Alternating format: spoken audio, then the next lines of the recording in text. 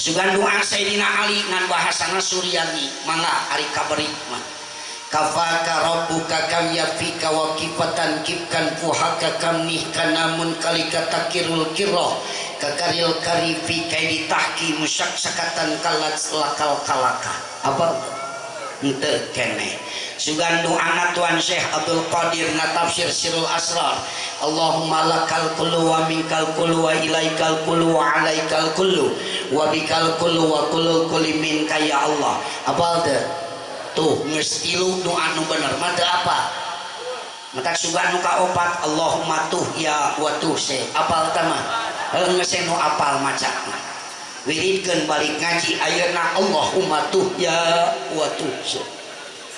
pencetan tasbih can hararipu maka ya Allah di mana butuh aya di mana butuh itu hese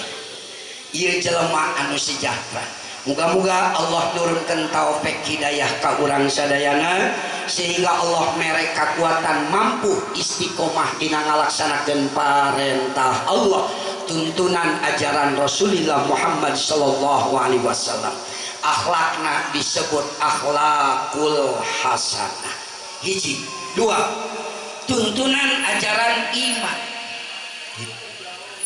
maka ajaran iman digarap ku kolbu kasampurnaan kolbu ngagarap iman dibarengan ku ilmu ngaranna tauhid tina ilmu tauhid ke ngabuah akhlakul karimah ayana amalan torikot sing aya bebenangan tilu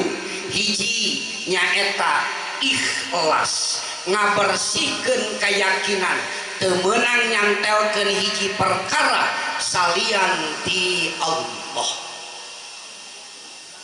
loba keneh umat Islam di akhir zaman aya manuk bueuk disada tudingkeun ngiriman anak incuing disada tudingkeun aya nu paeh teuing ti mana dalil eta mah kabeneran we incuing disada aya nu maot kuduna mah kitu kabener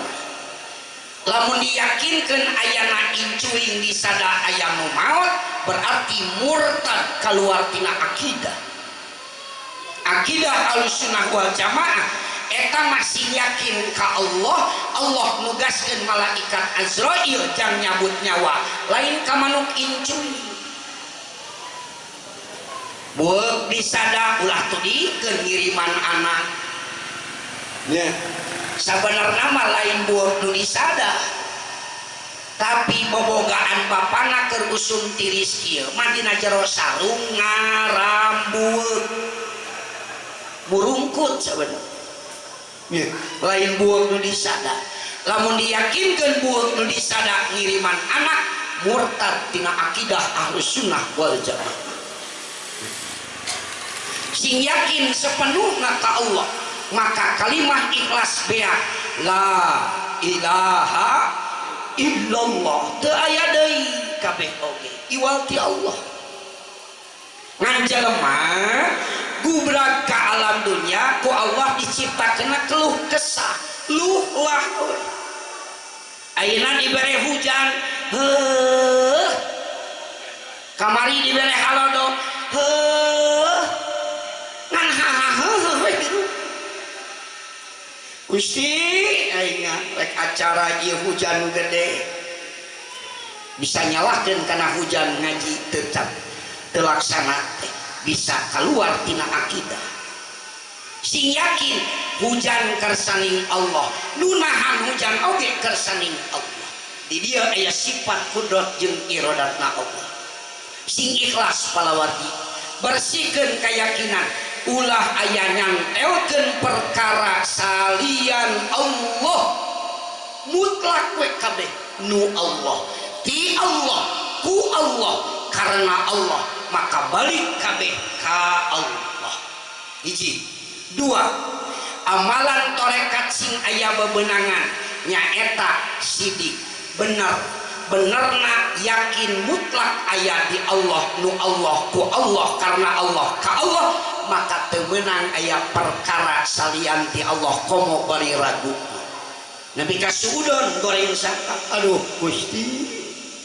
hirup teh ku kieu-kieu teuing kunaon Gusti eta ka Allah kunaon padahal abdi ngalaksanakeun tuntunan dina pangajian mun hirup hayang barokah sing getol puasa abdi asok puasa sing getol sedekah abdi getol sedekah sing getol itu sing getol ieu dilaksanakeun ku abdi tapi buktina abdi kieu-kieu kemeh Gusti hirupna nah ari tatangga abdi tara ka masjid acan meuni babari milik rezekina Gusti mah bangun uli cika abdi nyebutkeun licik ka Allah padahal rek licik naon Allah ka urang kantungan diri dedeganana kieu di luhur saujung rambutna di handap saibas dampalna di tengah saaya-ayana kabeh menang Allah ti Allah nu Allah ku Allah karena Allah balik ka Gusti Allah rek naon dilicikanan kurang kumaha kabeungharan diri ti Allah nu dititipkeun ka urang sadayana bandingkeun jeung ucing bandingkeun jeung hayam ucing jeung hayam dina kulitna aya bulu tetapi disebutna bulu ucing bulu hayam tapi jelema dina sirah ngaranna rambut can pernah aya nyebutkeun bulu manusia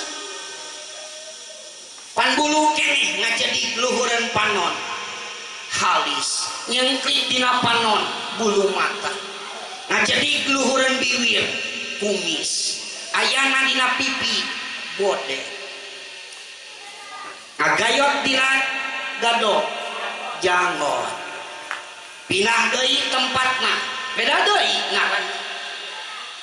aya dina kelek disebutna bulu kelek aya dina dada bulu dada aya dina bujal bulu bujal aya dina bitis bulu bitis naon rame oh aya nu kaliwat ieu program pamarentah lamun kaliwat sok di demo tah kieu padahal diliwat teh ieu perkara anu maklum sabab loba barudak ngaran lapan nu dimaklum tong disebut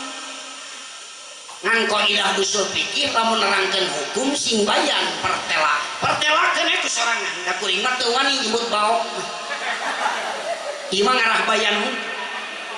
kabeh kersaning Allah da eueuh nu malak hiji oge saeueuh bulu nu aya dina awak tah ieu sing sidik bener keyakinanana ka Allah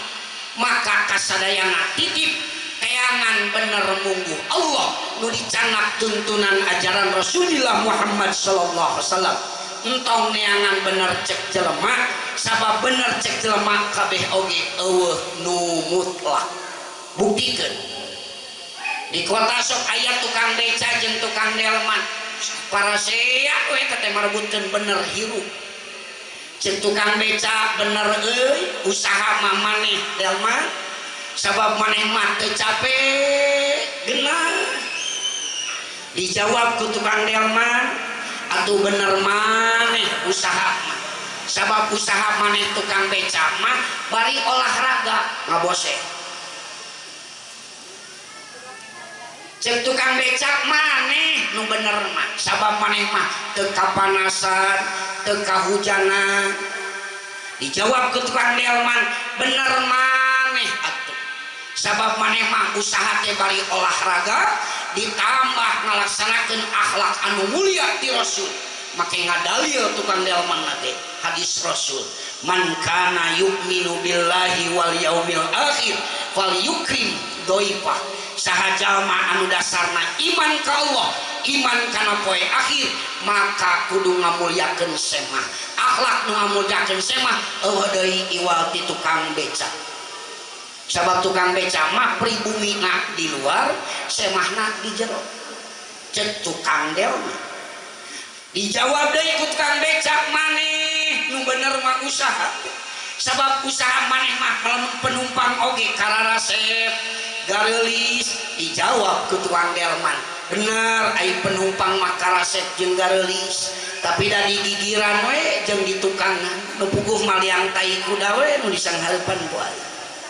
itu bener cek jelema maka dibukikeun tingali kitabna Syarah I'anatut Talibin al-Namina Imam Syafi'i nyarioskeun manqobahna Syekh Salman Al Farisi rahimahullah nguningakeun hirup neangan bener. Syekh Salman Al Farisi neangan bener jeung budakna bari mawa himar ti kandangna. Jang urang neangan bener bageut kumaha carana bawa we himar ti kandang. Dibawa himar ti kandang dibikeun ka Syekh Salman Al Farisi. Mangga Abah kumaha carana Abah? Abah norek numpakan ieu himar ku ujang tuntunnya engke urang ngaliwat jelema loba. Kumaha tanggapan jelema loba? Baru cek jelema loba kolot-kolot notorogan meuni teu nyaah ka anak. Ai kolot ngagenah dina himar ari anakna capeun sina leumpang tuh yang digeureuhkeun berarti salah. Kumaha tuh bah ayeuna? Ayeuna mah tukeran Abah anu nuntun ujang nu naek kana himar. Barang ngaliwat jelema loba cek jelema loba budak